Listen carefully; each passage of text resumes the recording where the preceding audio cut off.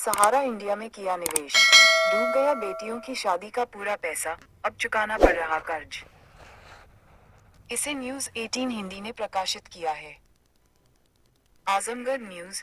आजमगढ़ के पांडे बाजार क्षेत्र के निवासी केशनाथ गौड़ ने बताया कि उन्होंने 2015 से सहारा इंडिया में लगभग 3.5 लाख रुपए का निवेश किया था।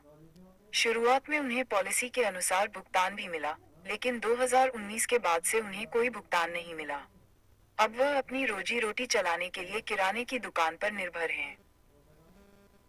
सहारा इंडिया में किया निवेश, डूब गया बेटियों की शादी का पूरा पैसा, अब चुकाना पड़ रहा कर्ज।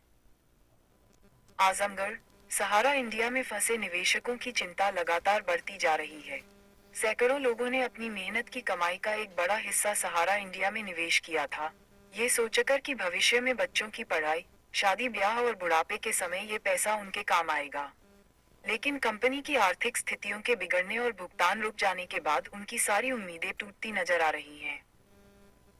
आजमगढ़ जिले में भी सैकड़ों ऐसे लोग हैं जिन्होंने अपने कमाई के कुछ हिस्से को सहारा इंडिया में ये सोचकर निवेश किया था कि भविष्य में ये पैसे उनके बुढ़ापे का सहारा बनेंगे। लेकिन उनकी सारी उम्मीदों पर तब पानी फिर गया जब सहारा इंडिया के डूबने की खबर आई।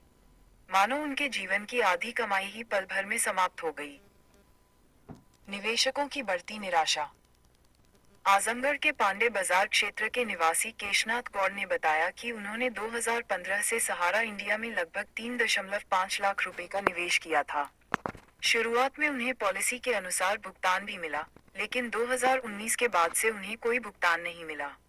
अब वह अपनी रोजी रोटी चलाने के लिए किराने की दुकान पर निर्भर हैं और सहारा इंडिया में फंसे पैसे के कारण उन्हें आर्थिक संकट का सामना करना पड़ रहा है।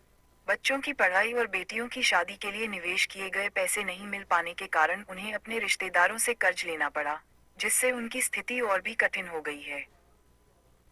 सरकार की मुहिम से भी नहीं मिला समाधान। केंद्र सरकार द्वारा सहारा इंडिया में फंसे पैसों को निकालने की एक मुहिम शुरू की गई थी, जिसमें लोगों ने बड़े पैमाने पर आवेदन किया। लेकिन आज तक उन आवेदनों पर कोई निर्णायक कार्रवाई नहीं हो सकी है।